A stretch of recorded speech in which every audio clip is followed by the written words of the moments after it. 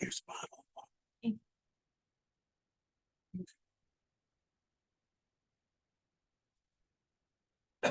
Good. Thank you. Well, good afternoon, everybody, and welcome to the Emeritus Center. Today's speaker is Julie Novkov, and Scott is going to introduce her in a minute, but I want to also point out that on April 29th, Carol Whitaker is going to talk about lifelong learning. We have some interesting polls going on, but also Carol's going to talk about something she's been very involved with for some years. So April 29th, mark it on your calendar, and we'll see you then. Scott, I'll turn it over to you. Along the same lines, the Monday after that, and I think that's May the 2nd, whatever the first Monday of May is, Leonard Slade will come here and read poetry from his latest book. So, well, today, April 15th, we're very, very, very happy to have Dean Novkov with us today. She's the Dean of the Rockefeller College of Public Affairs and Policy. She's a Collins Fellow, Professor of Political Science and Women's, Gender, and Sexuality Studies at our UAlbany campus. Her research and teaching address law, history, U.S. political development, and subordinated identity. She's the author of several books and co-edited volumes, including the award-winning Racial Union. And most recently, with Carol Nakanoff, American by Birth, Wong Kim Art, and the Battle for Citizenship. She shared the political science department. She probably shared it too. A lot of sharing. Many days you wish that you could share it a lot. Yeah, okay. She chaired the political science department from 2011 to 2017 and was the president of the Western Political Science Association from 2016 to 2017. She's a member of the path-breaking 12 women team responsible for getting to put his glasses on, for editing the American Political Science Review from 2020 to 2024. We're so happy to have you here. I'm very happy to have you start talking now, and I'm going to go sit down with my glasses off and enjoy the conversation. I talked about the presentation today, and Julie kept saying, no, it's going to be a conversation. And I can't think of anything nicer than to say, we'll have a conversation, and it's all yours. All right, thank you. So his glasses go off, mine go on. Thank you so much for the invitation. It's wonderful to be here. I'll try to run through this stuff relatively quickly because I know that there is a lot of interest in the U.S. Supreme Court now, a lot going on, but I am a court scholar myself. I'm a political scientist with a law background. I've written a lot about law, subordinated identity, and constitutional development. Most of my projects tend to gravitate toward that period between the Civil War and the New Deal. But of late, I've been paying a lot of attention to the court, just like everybody else, and grappling with what is going on with this Supreme Court. Is it something distinctive? Is it something unique? Within political science, there are a couple different ways of looking at the courts. We all tend to see the courts as political institutions and judges as political actors. But positivists who are number crunching around the opinions and that sort of thing will debate about what constrains judges and justices and how constrained they are. But they primarily just think of judges as making political decisions based on their ideology. My wing of political science agrees that ideology plays a large role, but we see judges as particular kind of political actors who have a particular kind of role in institutional change. Judging is more than just about the outcome in the cases. It has to do with these conversations that are happening within the legal community. And that then goes out to inform things that happen in the political world. Think about phrases like equal protection, strict scrutiny, clear and present danger, or dare I say it, the right to choose an abortion, as ideas that beyond the outcomes in the individual cases have had an influence. So this brings us to the Roberts Court. And it's interesting situation. When Chief Justice Roberts was going through his confirmation hearings, he made a comment that he understood the duty of the Chief Justice or justices in general to be the umpires, right? They're calling the balls and strikes. And I think it's gotten to be a little bit more complicated than that for some interesting reasons. And I'm going to show you some data that has been collected by people who do more quantitative research than the kind that I do, but I think it's still quite an interesting place to start having this conversation.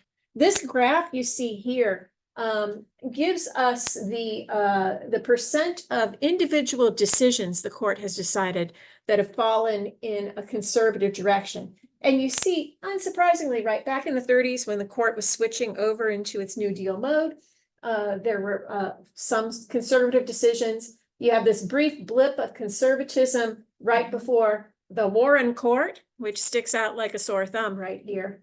And then you get a long period of much more conservative tendencies on the part of the court. And what you see here, right, Roberts comes in right about here as the Chief Justice in 2005. You don't see it like everything just jumping off the charts, but as you see here, some of the most conservative terms we have seen in recent years have taken place under Chief Justice Roberts' leadership. To get into this just a little bit more deeply, here is Martin Quinn scores. These wonderful scholars go through and they code every single decision that the court makes. They look at editorials about the justices when they're nominated to the court, and then they calculate a score for each justice, each term, that tells you how conservative or liberal that justice's decisions have been, the way that they're voting in the cases. So as you'll see, this is the zero baseline. Anything underneath that baseline indicates a more liberal justice. Anything over that baseline indicates a more conservative justice. And this is what we have seen over the course of the Roberts leadership of the Supreme Court. So you see, you've had, this is Clarence Thomas right here on the top, most conservative. This interesting long line here is Sonia Sotomayor. As you see, she started not quite as liberal as she is now, and she's migrated downward to the point where she is now the most liberal justice on the court. But one of the interesting things I want to point out about this graph is not just the justices themselves. You note, right, the gap that we're getting between the conservative wing of the court and the liberal wing of the court. You see this both overall, and you also see this in the way that decisions fall out on an individual level. But you can also see, I think we're going to, when we look back on this period, we're going to have a similar take on the Roberts Court as we had on the Warren Court. The Warren Court's generally understood as falling into two periods. There was a first period where they were pretty liberal, but then the second period of the Warren Court is the one where you got all of those decisions that we think of today when we think of the Warren Court, with the exception of Brown versus Board of Education. That's the liberal Warren Court. I think the Roberts Court is going to do the same thing, except with a conservative bent. So the first period of the Roberts Court goes from 2005 to about 2017, because what is happening? You do have some turnover on the court during that period, but the justices who leave are getting replaced by justices who match their ideology. So 2005 starts the Roberts Court. Roberts come in, he replaces Chief Justice Rehnquist, who was conservative, of course. And then you also have Sam Alito coming in at that point as another conservative voice on the court. Alito comes in for O'Connor. So he definitely shifts the court into a more conservative direction.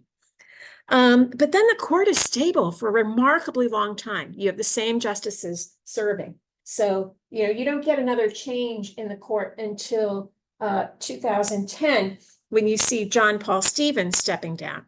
Stevens, interesting. Lee was a Ford nominee, nominated by a Republican, but as you probably know, he became far more liberal as he aged. But when he steps down, he is replaced by Elena Kagan, who falls on that liberal wing of the court. Although, as you'll see, if you look at her pink line right here, even now, she's still not as liberal as Stevens was. Then you get Sotomayor, who comes in. She replaces David Souter. David Souter, again, nominated by Republican, but over the course of his time on the court, he became increasingly liberal, to the point that when future Republican presidents were looking for Supreme Court nominees, conservative mobilization was consistently saying, no more David Souters, no more of this. So you get Sotomayor, who comes toward the liberal side, and then you begin to get this transitional period between 2017 and 2020. Justice Antonin Scalia, one of the more conservative members of the US Supreme Court, let's see, you can see him right here, right? He dies unexpectedly. He is replaced in right after he dies, not by Barack Obama's nominee that was held up by the Senate. We get instead Neil Gorsuch, and you get a conservative replacement for a conservative seat. And then during the Trump years, you get Brett Kavanaugh, who replaces Anthony Kennedy. Kennedy was seen as largely a swing justice. Kavanaugh will probably turn out to be a bit more conservative than Kennedy in the long run. And then, of course, Ruth Bader Ginsburg dies. And we get another woman on the court, but a very different woman. We get Amy Coney Barrett. So that is crucial, right? Because it shifts us from a place where you had 4 justices in that liberal wing to a place where you have only 3 in that liberal wing of the court. And you now have a 6-justice conservative majority. Breyer ends up leaving under Biden, and we now have a replacement in Ketanji Brown Jackson, but she, again, is a liberal justice. Replacing a liberal justice does not change the balance of power on the court. So with all of that, let's see, I don't think we need that. Is this court different from other historic courts? I would say maybe it's not unique, but it is certainly distinctive. As that previous slide showed, it's heavily polarized. Usually there's more of a middle on the Supreme Court. But now we have the situation where it's not just you have the liberals on one side, you have the conservatives on the other. You have a split within the conservative wing of the court. You have 3 conservatives pretty much on many cases where I would characterize them as conservative but institutionalist. And then you have conservatives who are firebrands. They want to burn it all down, led by Justices Thomas and Alito, and often joined by Justice Gorsuch. And you see, if you read the opinions, you see some really interesting debates within the conservative standpoint. This court is also more partisan in many ways than prior courts, particularly when it comes to deciding cases involving voting. They have consistently reinforced Republican partisan incentives in a lot of leading cases. Then, okay, why does this matter? Political science for years has said that the court is basically more of a follower than a leader. But this court seems to be going in some different directions in an environment when politics are extremely polarized and extremely closely divided. The court is over here as an institution hewing to a very conservative line. This is having an effect on the court's legitimacy and the court's reservoir of support. For years, when you did public opinion polls, you would poll about Congress, you'd poll about the presidency, you'd poll about the courts. People would say, oh, Congress is horrible, Congress is ineffective, oh, we don't like the president. But the court would be like, yeah, that's the one national institution we kind of trust. that seems to have taken a pretty devastating blow with the announcement of Dobbs, the decision that overturned Roe versus Wade. And what we court scholars are waiting to see is just how durable that's going to be, because the court has made unpopular decisions in the past, right? It happens. But what usually happens, and I saw this most distinctively with Bush versus Gore, is people be like, oh, the court's illegitimate. I can't believe they're doing this. It's terrible. We hate the institution. And then 6 months later, they're back where they were. Well, not seeming to be happening this time. So that's an interesting development. So it may be that the court is in some legitimacy trouble. By last summer, the favorability rating for the court had fallen to a historic low of 44%, and its unfavorable rating was 54%, which is, again, highly unusual. And it seems to be that perceptions are really catching up with the reality that this court is both very conservative and very polarized. It's also worth noting that several of these justices, including the Trump 3, were appointed by presidents who did not win the popular vote. They're sort of minority justices in some interesting regards. And furthermore, my friend Kevin McMahon did an analysis where he looked at the confirmations of these justices and found that for the Trump 3, if you count up the Senate votes and look at voting population in those states, they were confirmed by senators representing a minority of American voters. So interesting, right? So, okay, we know that that's on the table, that it's a question. And I've already talked about this a bit. So where are we with this? Let's talk briefly about the 2021 term. I'll remind you of some of the things that the court did in 2021, 2022. But I do this because we found in the past that the court tends to have like a blockbuster term where they do all kinds of stuff. And then the next term is a little bit quieter, not as much going on. 2021, 2022 was absolutely a blockbuster.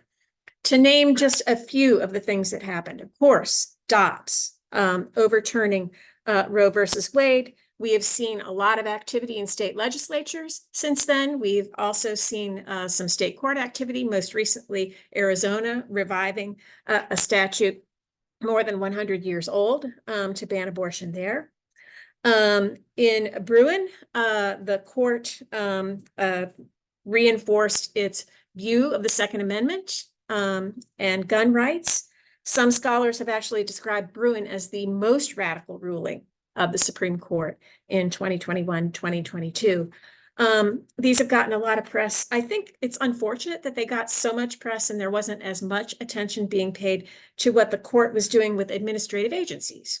Okay, I've taught federalism. It's hard to get people to care about the fate of the administrative state, but it's important. It's important. The court has developed this new mode of analysis called the major questions doctrine, in which they will take an administrative rule and try to determine if it is dealing with a major question in US law. And if it is dealing with a major question, they're going to go back to the statute and try to determine whether they can find specific authorization for that rule. And if not, they're going to overturn the rule. So they did this in a case involving the EPA.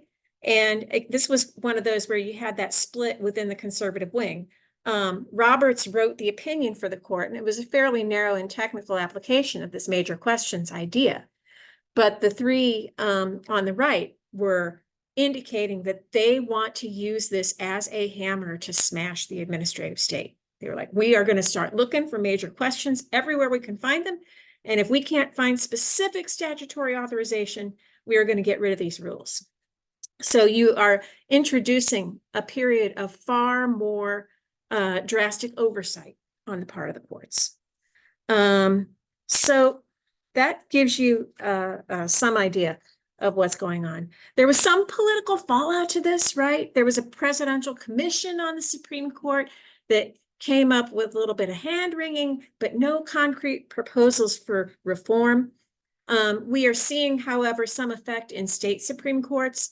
more than $51 million was spent on a Wisconsin judicial race shortly after that term, which was insane to people who study judicial elections. People never spend that much money on judicial elections.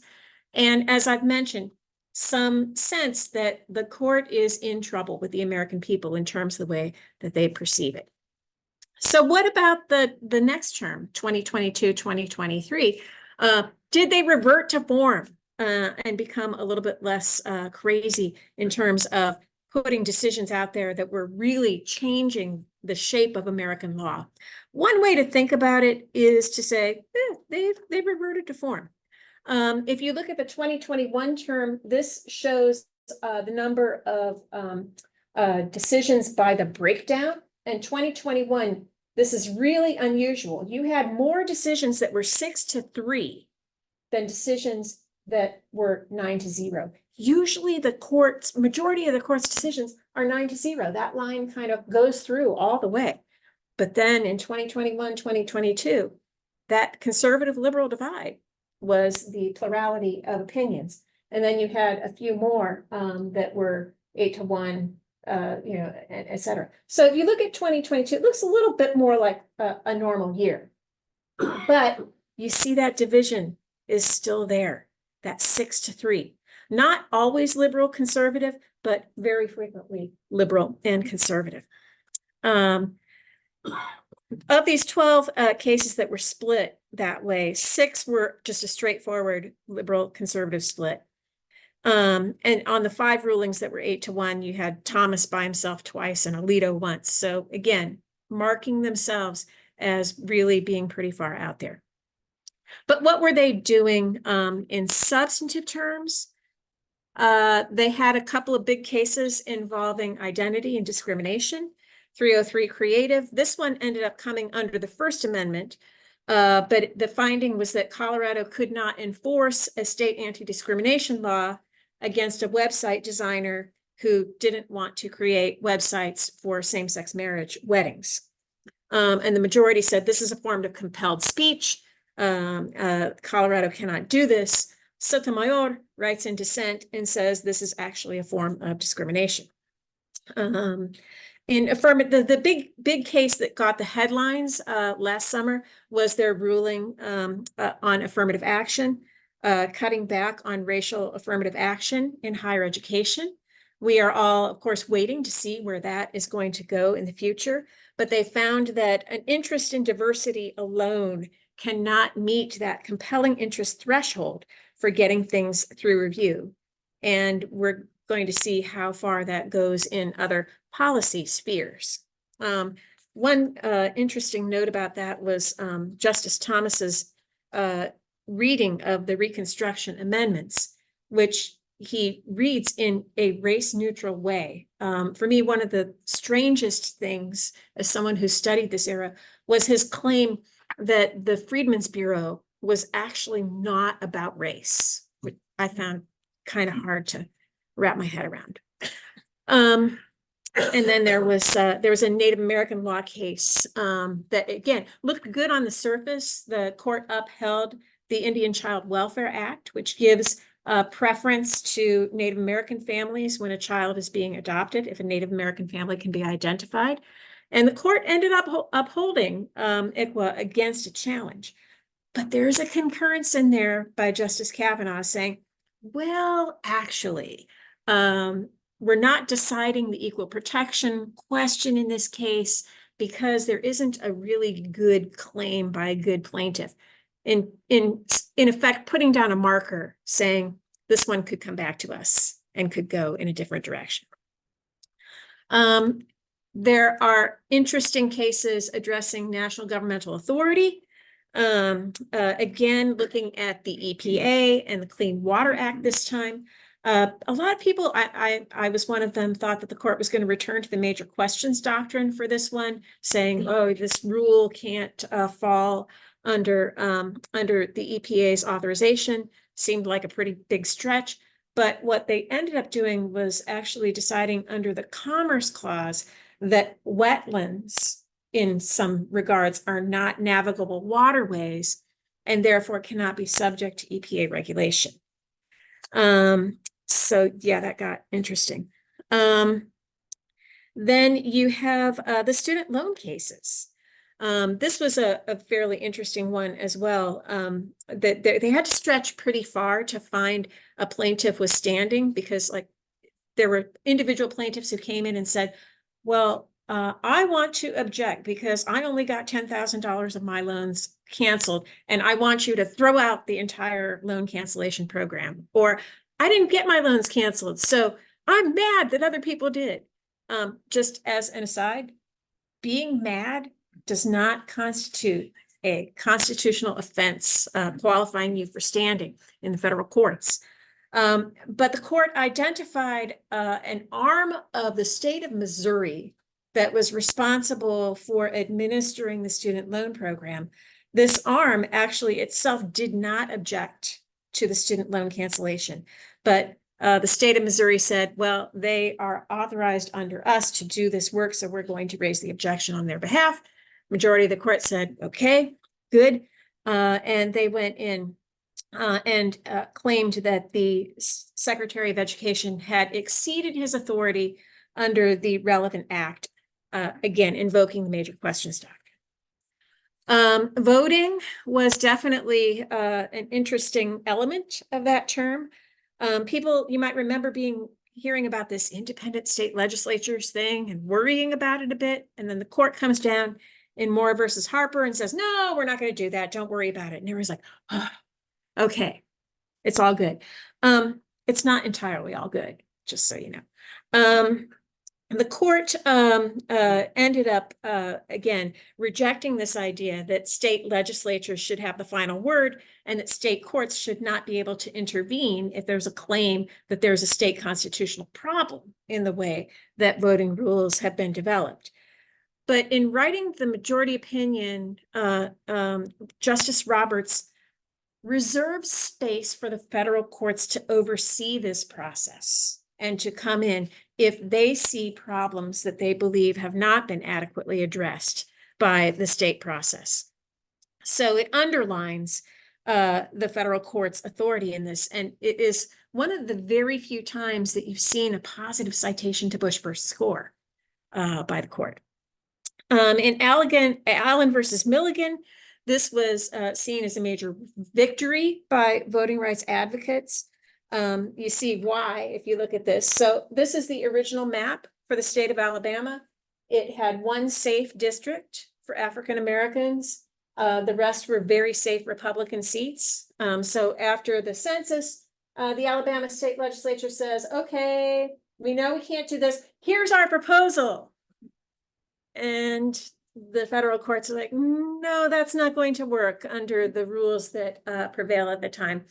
And this case ends up going up to the US Supreme Court, which found that this second proposed map was indeed not going to work under the Voting Rights Act.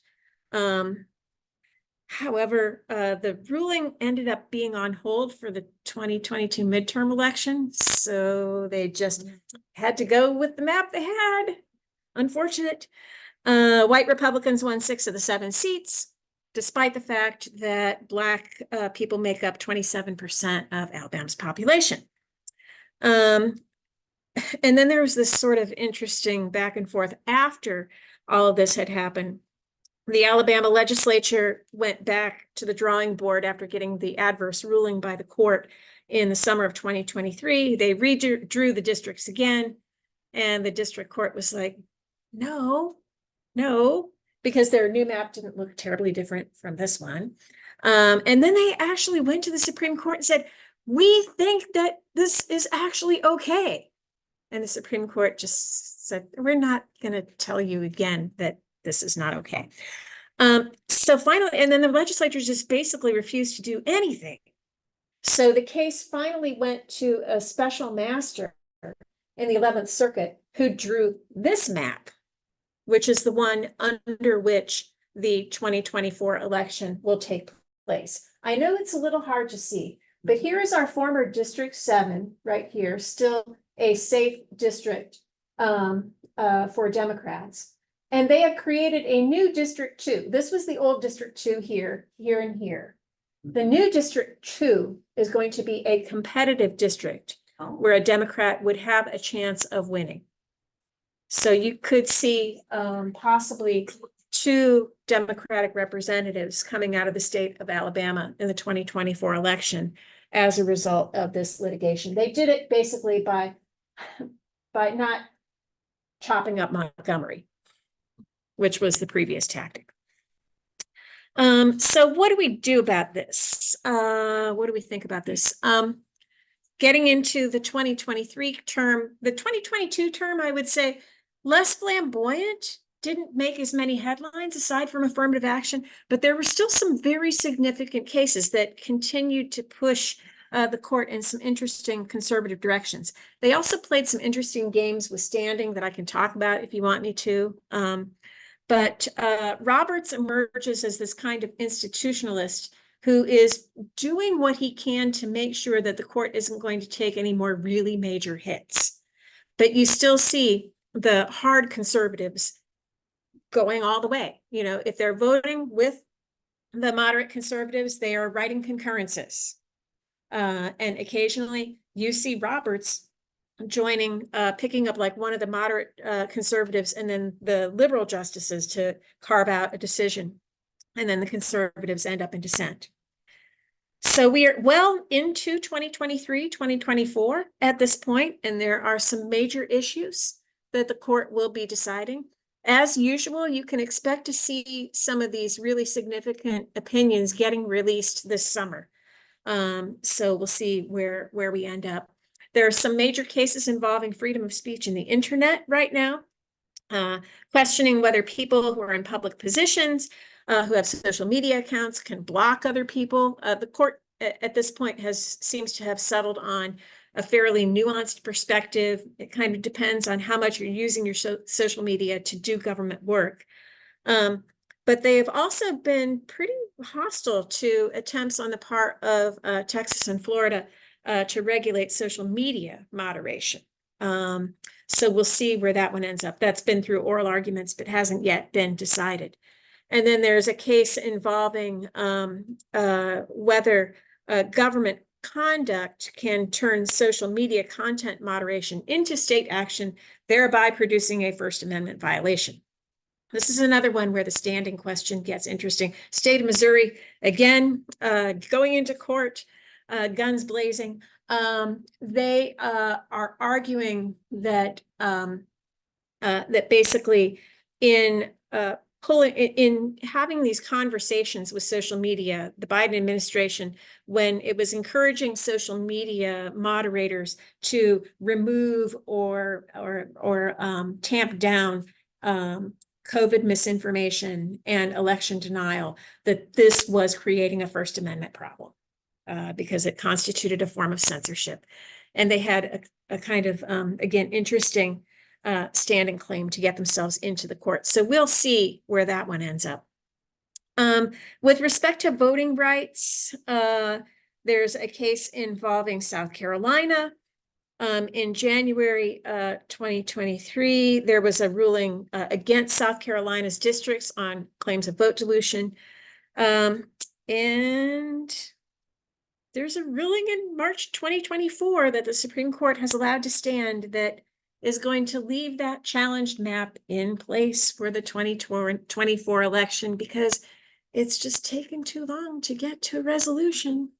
You can't have people having to figure this out too close to an election, which is kind of frustrating for voting rights advocates.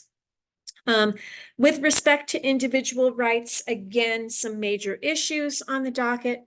Many of you are probably aware of this spat over mifepristone, the drug that is used to induce early abortions. You have a circuit court that is trying to pull back the FDA's authorization for the use of mifepristone. The district court judge actually wanted to go back all the way to the early 2000s and claim that the FDA had not done its due diligence then, and therefore authorization should be removed now.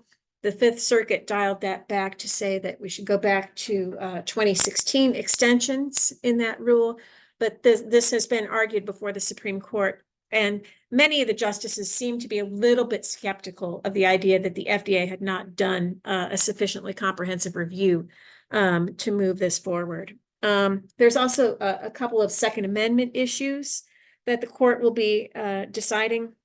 Probably the most notable of that set of questions is whether people who have domestic violence convictions can have their right to hold firearms restricted.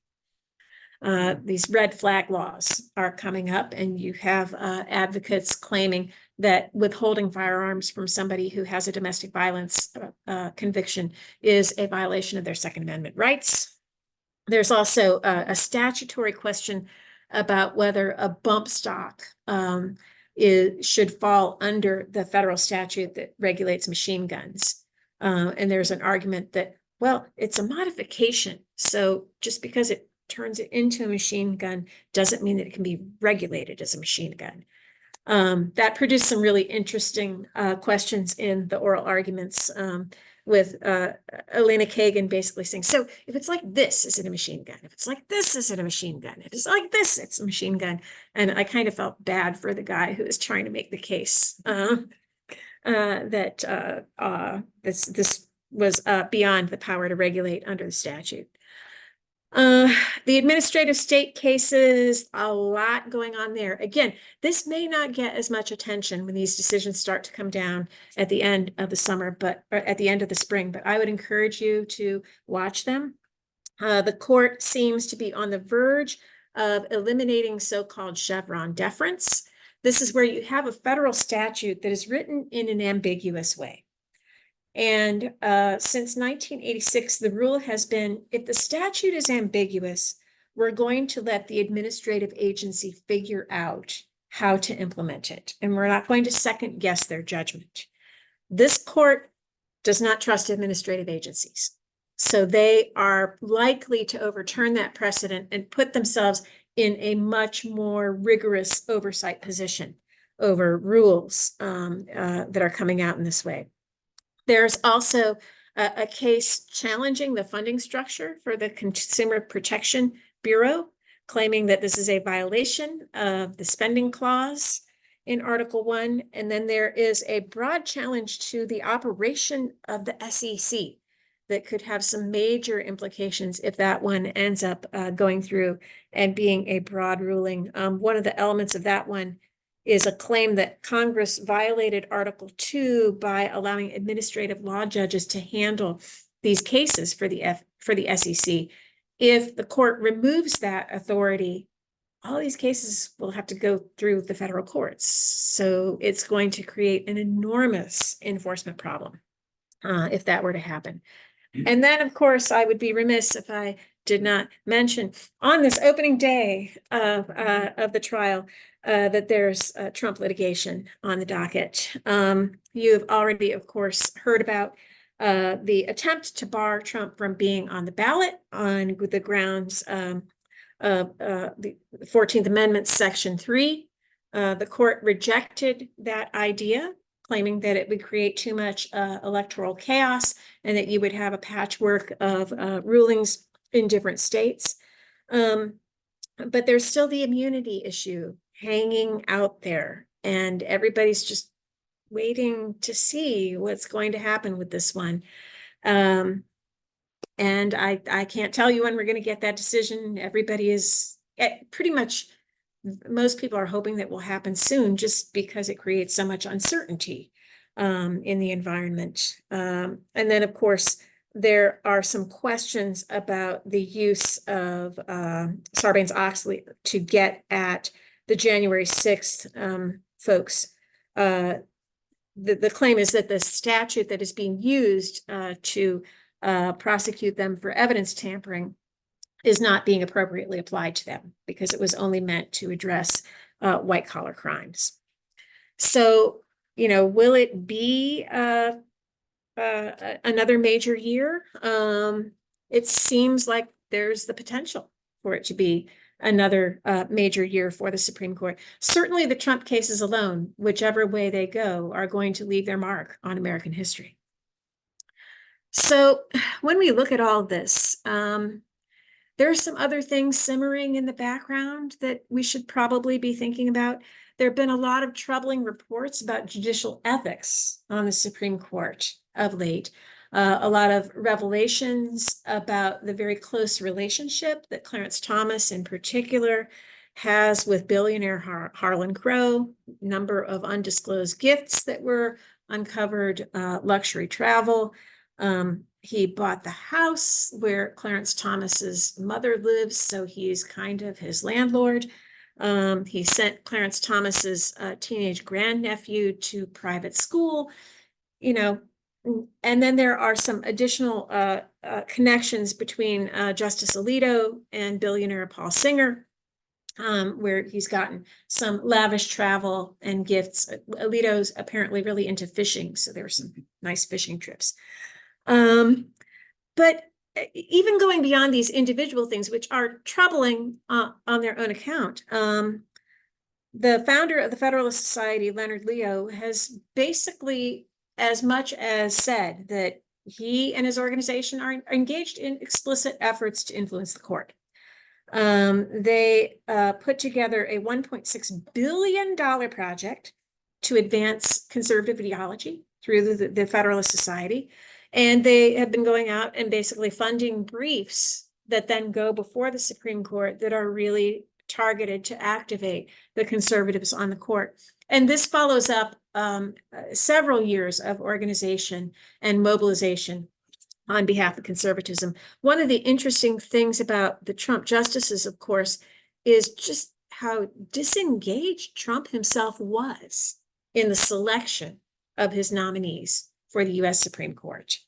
He basically took the list that the conservative organizations had put together, and those were the people he went with. So it's very different than the last time we had a Republican president making nominations and actually getting into a little bit of back and forth with conservative organizations who are, again, adamant. No more suitors. We want only true believers. Then there's this troubling question of the legitimacy gap. You have a court that is making decisions that are oftentimes pretty far away from the policy preferences of the American people. And we've seen this really reach a kind of a boiling point with respect to the Dobbs decision. This has also just created a lot more public attention on the court. And the court often doesn't really like having a lot of public attention. You've seen them actually trying to do a little work to push back on this and to try to shore up their legitimacy. There's been a fairly well publicized lecture tour where Sonia Sotomayor and Amy Coney Barrett are going around and doing talks together to talk about, yeah, you know, we disagree, but we're still the Supreme Court. And Roberts has been, again, trying to push this idea that the court as an institution is not deeply politicized.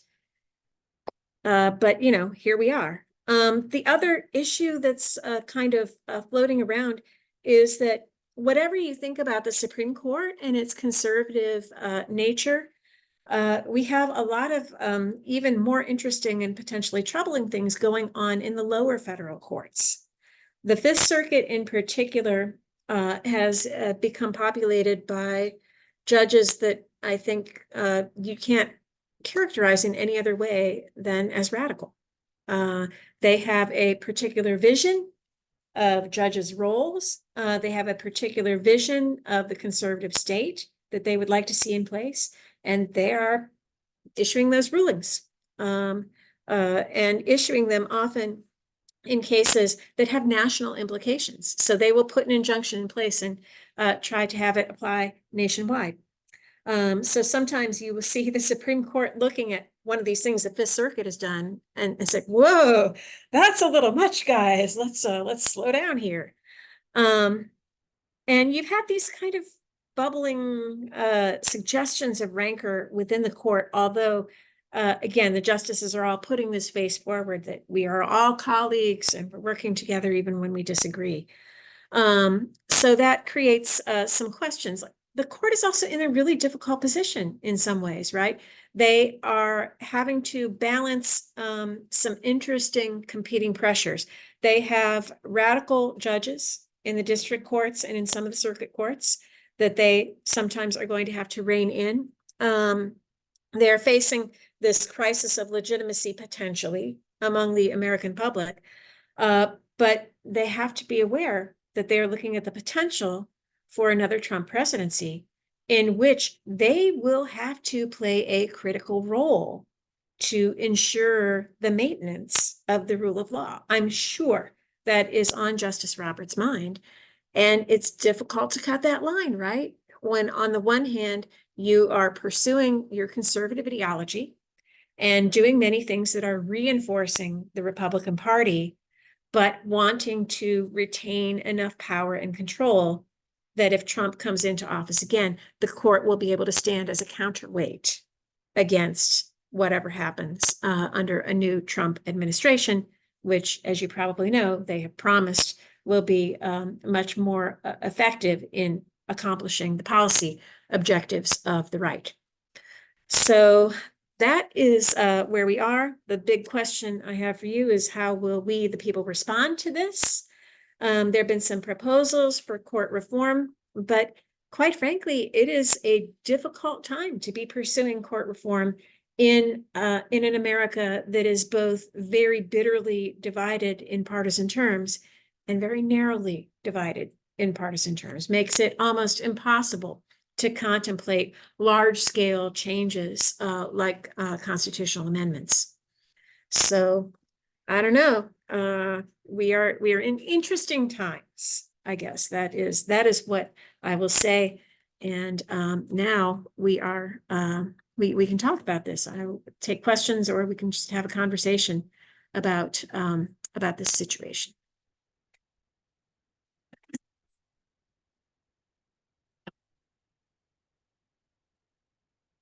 One comment, did everybody know that Justice Thomas was not there for oral arguments this morning? Interesting. Okay. Yeah, I saw that.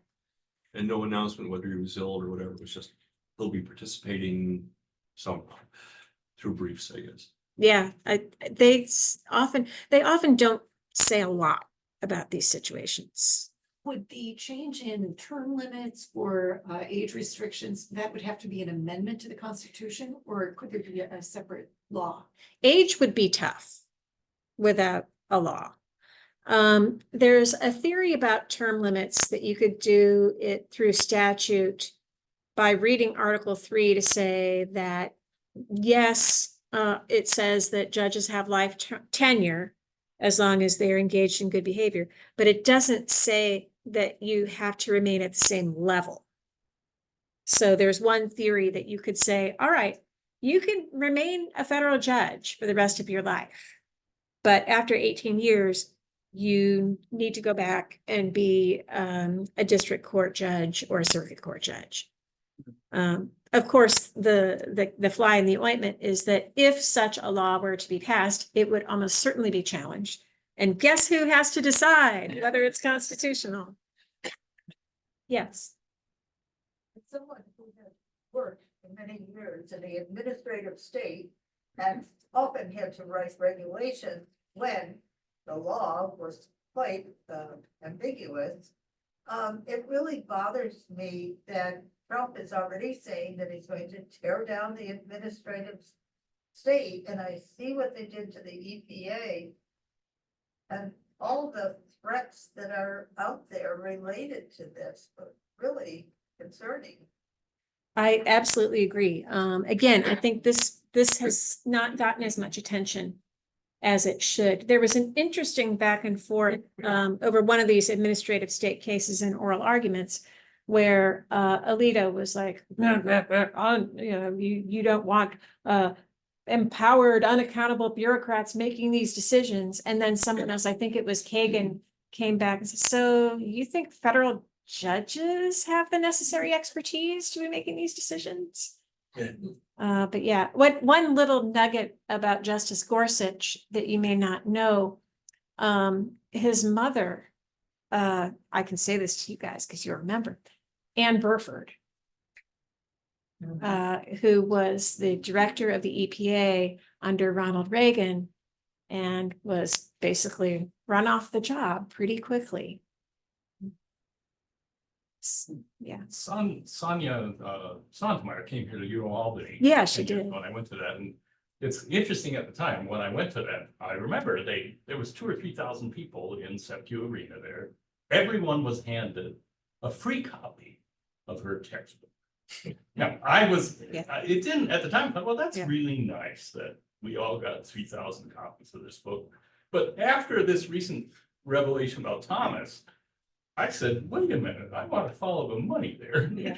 And Yeah. someone got that, I bet that book sold for $100, and SUNY at Albany student tuition funds and SUNY at Albany state taxpayer money went and made a huge political contribution. I don't know where Yeah. the money went. I would love to follow the money there, but I guess what I'm saying is I think all the judges are benefiting financially from their positions to different degrees probably, but in particular, I just want to bring that point up. Yeah. You know, No, buying she- the book. she's come under some criticism for that.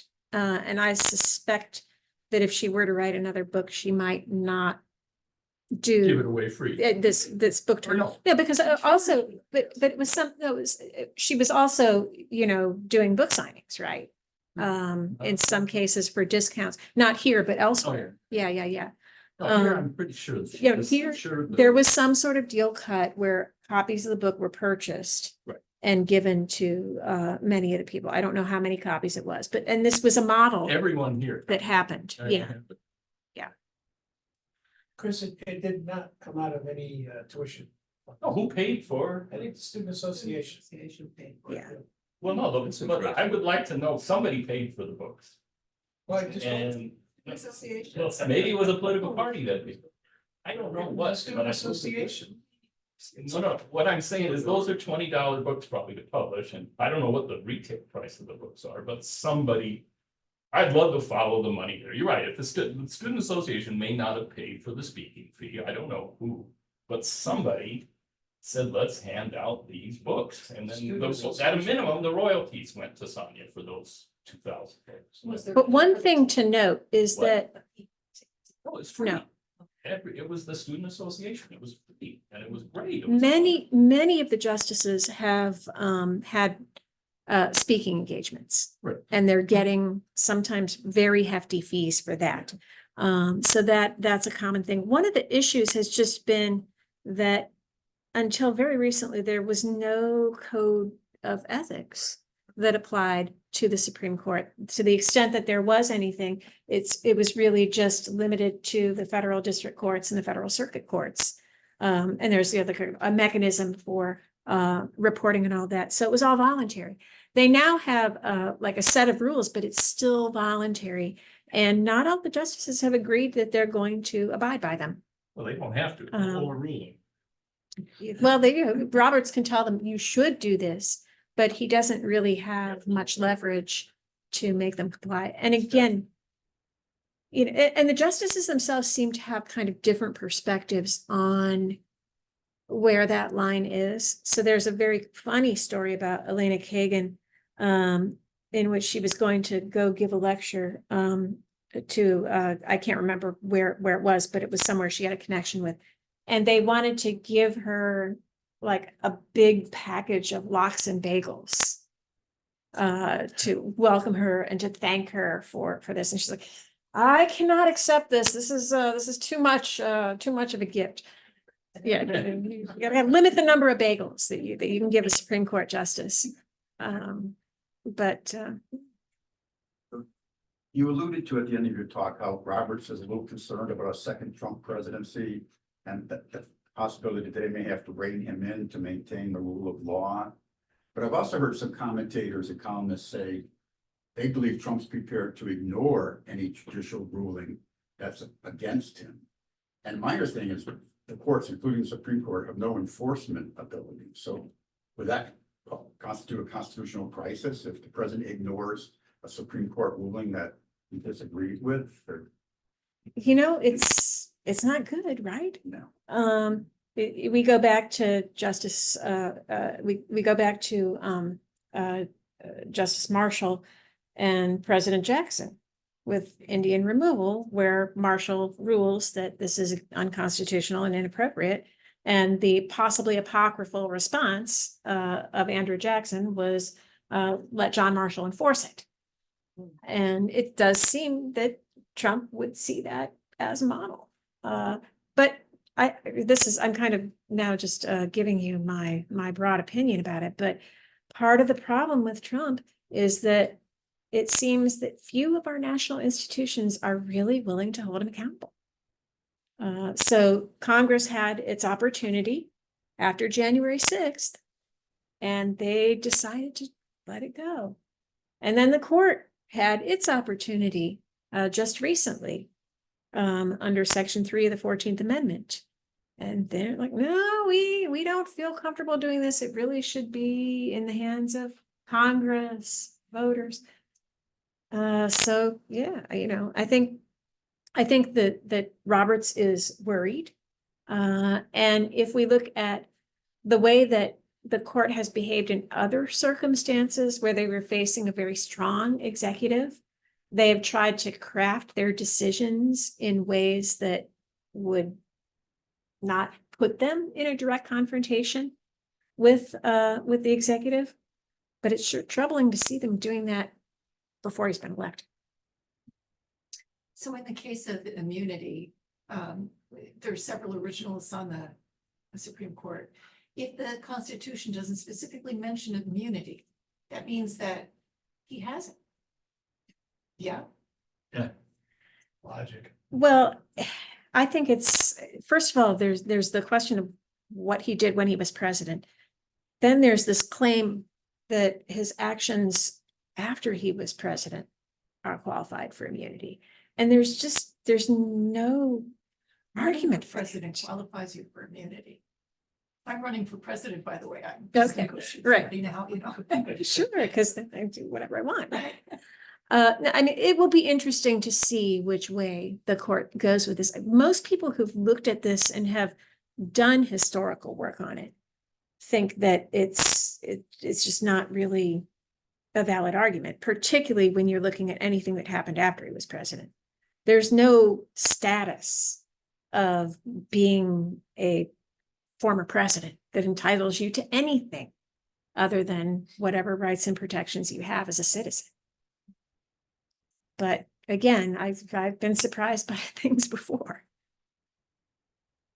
I just got back from a trip to Costa Rica, and our tour guide there described the highest paid government employees in Costa Rica, and I think this is true throughout the third world, are judges. You know why? Legislatures can pass a law dictating the salary of judges, that the judges then rule is unconstitutional. And of course, even here, the Supreme Court is the law of the land. If the Supreme Court ruled tomorrow that the sky is red, that is the law of the land, and it has to be only overruled by another judge. Okay, because Roe versus Wade had to be overruled by another judge. Okay, but so anyway, so what it is in Costa Rica, the judges determine their salaries. But it permeates a lot of the power that judges have.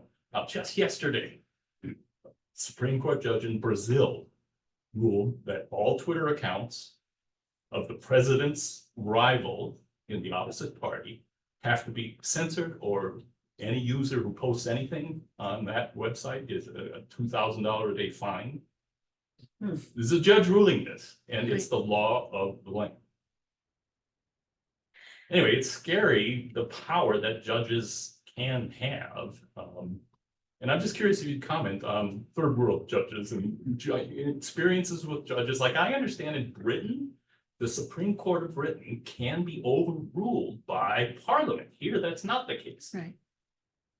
The Congress cannot overrule. For example, if Congress wanted to ban abortions, that would violate the Supreme. They can't do that. Congress cannot ban abortions right now. Oh, At least when Roe versus yeah, no, Wade was in effect. they could absolutely ban abortions. That would just be a new question. Not while Roe versus Wade was in effect. Oh, when Roe was in, right, when Roe was in effect, yes, But yes. in Right.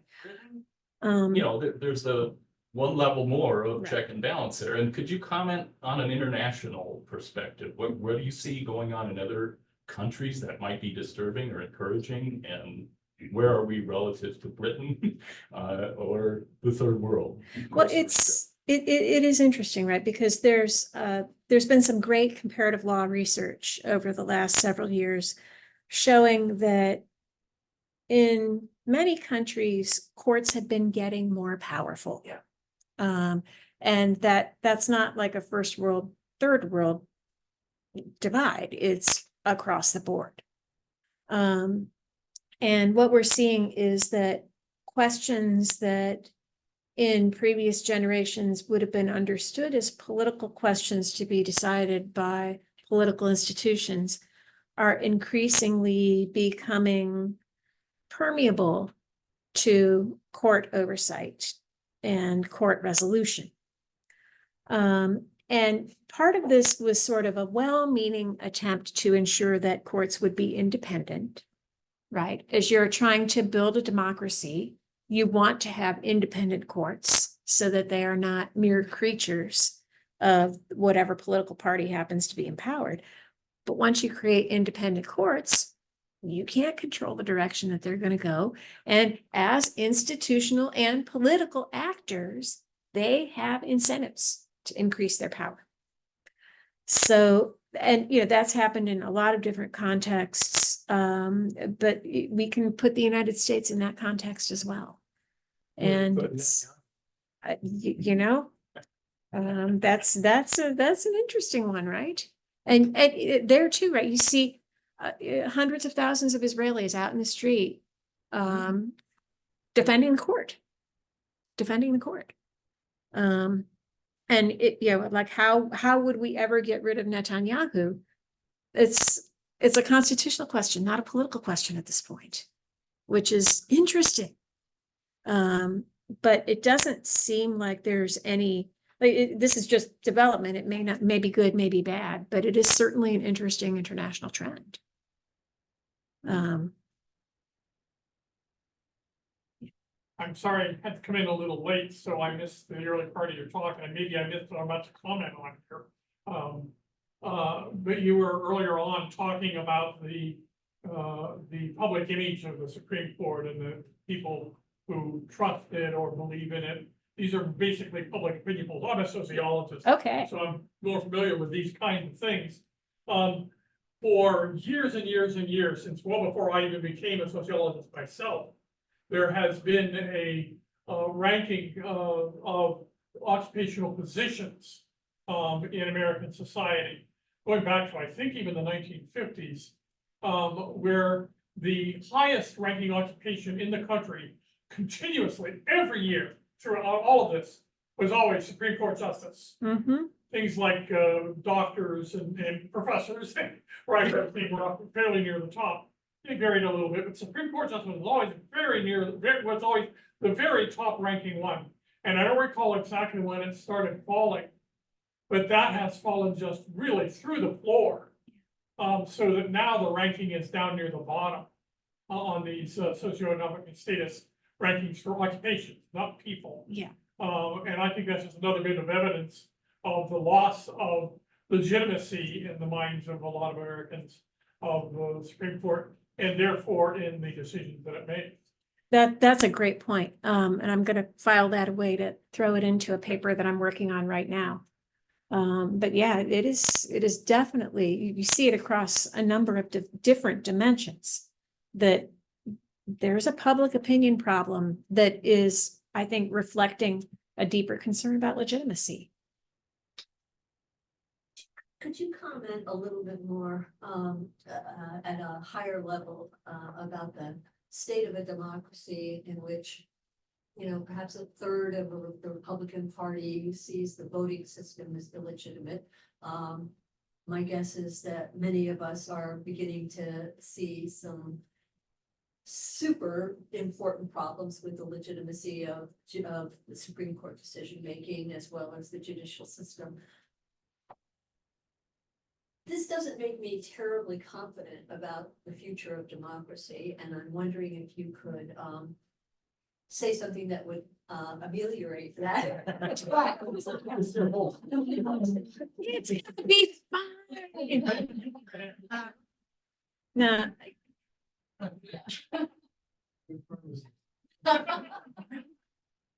you know, you're in good company, right? In my role as journal editor, I see a lot of manuscripts that people are submitting. And a lot of political scientists are really, really worried about what's going on right now. And people are talking about, well, are there ways that we can break out of this cycle of increasingly deep polarization and increasingly deep divides? If you look at like graphs that will sort based on an individual's, like an elected representative's partisan affiliation and their ideology, it used to be, of course, that you'd have most of the red dots in one level and most of the blue dots on the other level, but there would be this middle where you would have people that crossed over, and it would depend on the issue. Not so much anymore. And regardless of what people may say to try to make it look balanced and even, the Republican Party is more unified and has moved farther than the Democratic Party, although both have separated pretty substantially. That makes it, and then you have the situation where the division between like the number of people who are voting for one party or the other is pretty close. So you end up with this really pathological situation of divided government, but very closely divided government. And you see the kinds of things that have been happening in the House of Representatives since the beginning of 2023. But you're also pointing to something that I think we ought to be watching more closely, which is this, I think it is probably between 25% and a third of Republican deeply engaged voters who, to me at least, seem like they are rejecting some of the fundamental principles of democracy. I feel like if you want to say that you're a participant in a democracy, you can have your favorite candidates, whoever they might be, whatever their positions might be. But there has to be something that candidate would do that would cause you to say, all right, no more. I love this person. I've supported them. I've been behind them, but this is a bridge too far. I am withdrawing my support. I may not vote for that person's opponent, but I'm not going to support that person anymore. It's really, really worrisome if you've got somewhere between a quarter and a third of people who don't believe that. When Trump said that he could shoot someone in the middle of Fifth Avenue and not lose a voter, those people are still there. And that's a big problem. Like, what is the solution? I don't know what the solution is. Because I think it's hard to imagine them going back to being completely politically disengaged. During the Nixon era, there was a letter written saying that a president could not be prosecuted while he was, it is not a law, it is a letter. Yet it is accepted as a law. So when Trump committed his first crime, well, not his first crime, his crime on January 6th, he could not be prosecuted and he could not be impeached. But then after his presidency, he probably can't be prosecuted. Could that be a constitutional question? Could there be a Supreme Court case, the legitimacy of that letter, so that when he's president next time and he does shoot someone on Fifth Avenue, can he be prosecuted? Can you take that letter as a Supreme Court case? We could look at that OLC letter as grounding for a dispute over this. But I think we don't even have to go that far. We can look to some of the conversations that were taking place around Clinton's wrongs, which were, of a different nature. So minor compared to this. What about George W. Bush? Didn't they try to sue him for war criminals activity, and it was not allowed. He was not able to be. Right. But this might be a different kind of situation if you had, I mean, it is still going to be difficult to hold a president accountable while they're in office. And then you can't be held accountable after office. So. Well, I think is that seems that would fly in the face of all you have what to do is be running. So you're always running for something. But If you're being a not presidential candidate is not the same thing as being in office. And I don't think anybody would read any of the rulings involving Clinton as suggesting that you could immunize yourself by just saying I'm running for office. Mm. I would hope at least that would be the case, because that would be a radical departure.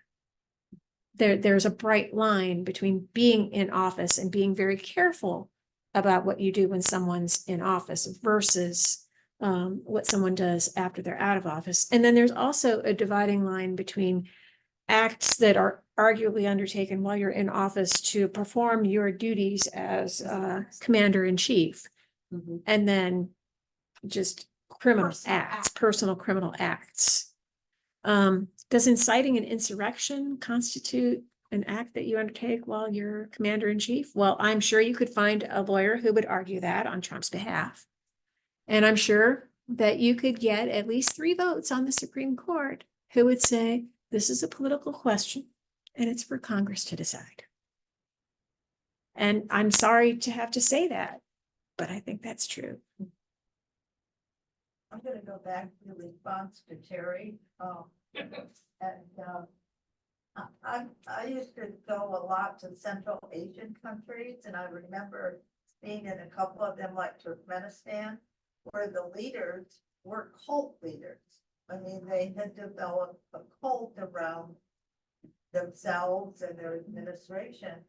I see Trump and his followers going in that group. I mean, you know, he doesn't have a golden statue of himself revolving with the sun, but he's capable of it. I mean, it just seems that he could do the kinds of crazy things that I saw in Turkmenistan, for example. It's troubling. I think that people who back him completely do fall into a couple different categories. Some of them clearly are in kind of a cult mentality. He is an almost godlike figure to them. You see them talking sincerely about him in those kinds of terms. You see them opening their wallets and giving him their last dollar.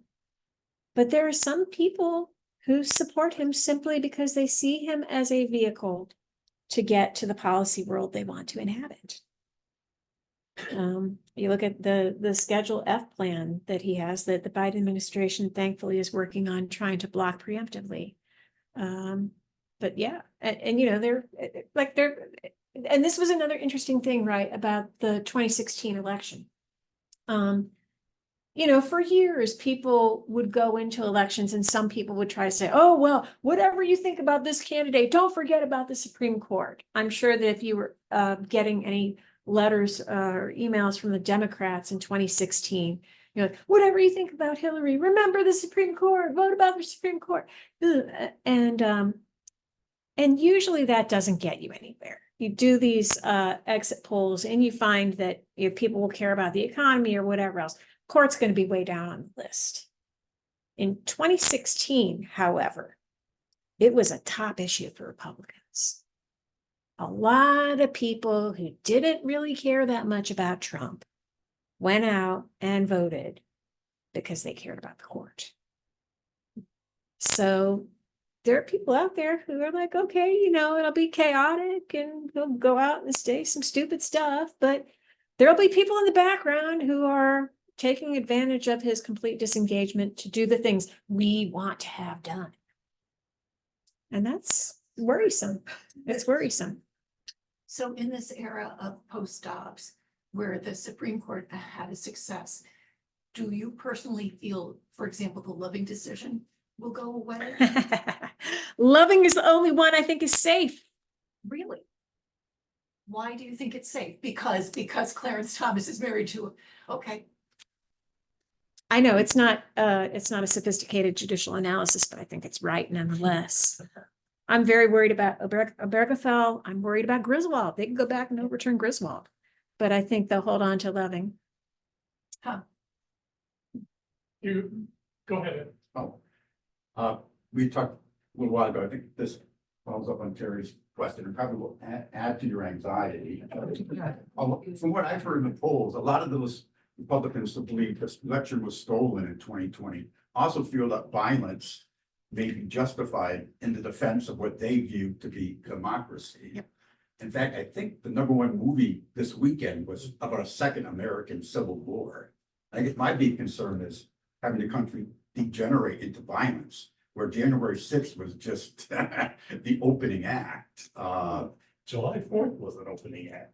Well, that's true. That's Just maybe a curtain call. Yeah, but you could fall into another American Revolution or second Civil War with the deep red against the deep blue. Well, we do have a long and passionate, engaged history with violence as Americans. That's a deep part of who we are.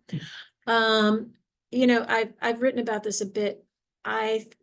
Here's my optimistic scenario. And this goes to my larger body of work as a historical institutionalist. I suspect that one possible settlement of our national problem would be to basically return to the era of the Fuller Court, the Supreme Court that was in place between the 1880s and the early 1910s, where you had quite a lot of space for capital to move freely and to arrange things to benefit capitalists, and for states to work through how they wanted to manage their populations. So you had states in the South that had white supremacist organizations, and that was constitutionally permitted as a legitimate form of government. And then you had other states that engaged in other kinds of experiments that worked for them. So you had Western states moving much more toward direct democracy. You had some Northern states being heavily party driven. But the national government basically sort of pursued some of these other agendas and let the individual states manage things as they saw fit and did not interfere in a lot of this. And that provided some stability. So we could go to that place again without a war. I wonder if you have any comments about the content of Stephen Breyer's new book, especially his comments concerning his claims that the court is much less ideologically divided and guided than the public thinks. I think that he is a product of a very small and rarefied circle of legal elites. Again, my friend Kevin McMahon has this wonderful book about the U.S. Supreme Court and its current woes. And you see this not just in Breyer's work, but I remember it as being particularly notable when Kavanaugh was nominated. You get all of these very elite legal figures on the left saying, well, I disagree with him, but he's a fine fellow, and I'm sure he'll make a wonderful justice. So there is this norm in these highly rarefied circles of civility, of engagement, of never publicly attacking your colleagues, regardless of their political positioning, and above all, of maintaining this idea that the court is above politics. I don't believe it for a minute. You can tell me whatever you want to tell me, but I'm going to believe my own eyes. And I'm going to believe what I'm reading in the state language that the court is producing when it is producing opinions, concurrences, and dissents. So, Roberts can encourage Sotomayor and Barrett to go on a tour to talk about how we all get along. And we can sit and we can tell each other these stories about how much fun Ruth Bader Ginsburg and Antonin Scalia had when they went to the opera together. But that's not going to get us out of our democratic dilemma.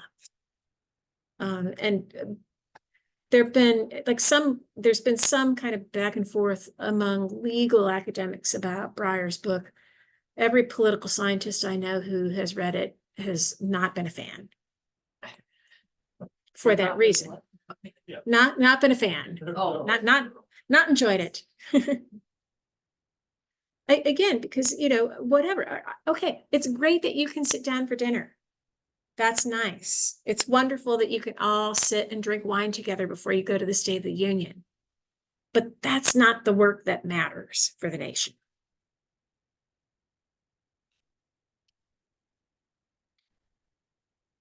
And in a way, right, I understand. Like, again, you go back to that one chart that I had earlier that had the number of decisions that are 9-0.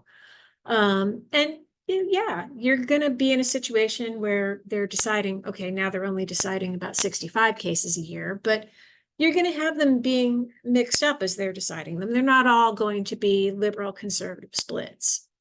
So you have to, if you're in that position, you have to be able to maintain the kind of relationship where you can say that you are completely wrong and out to lunch one day, and then the next day be tapping that person on the shoulder to try to get them to join your opinion so you can garner a majority. But I don't know, at this point, I'm just not that interested in the interpersonal dynamics among the justices. I'm more interested in what they're actually producing and the effect that it is going to have on our nation.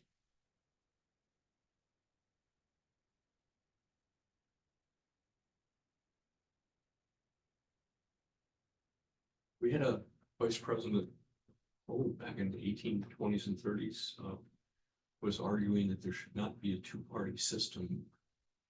He seems to come back and bitten us fairly well with that. It seems like what you presented, you say liberal, liberal conservative, everybody kind of knows it's Democrat and Republican. That seems to be overlaying. It's this war that's been going on since just about day one. When we had a constitution, is who's here and who's here. And it's only two parties. I mean, there are more, but two major parties that try and affect it all. Was Calhoun really that precedent? I hate to give him that, but no, it's interesting, right? I do think that has been a constant for a very long time for a lot of reasons. One of which is that US elections are extremely driven at the state and local level. There is just not that much that can be done nationally to structure elections to make room for additional parties to emerge and be successful. But we are also in a kind of distinctive and weird period as far as partisanship is concerned. And that goes with the court as well. If you went back and looked at the Fuller Court era, the early 20th century, where you had a court that was doing a lot of controversial things and was out of step with the American people many times, they were conservative. They were conservative justices, but they weren't Republicans or Democrats. They were conservatives. So, you would have people who were appointed by presidents of both parties who were coming together around these conservative agendas.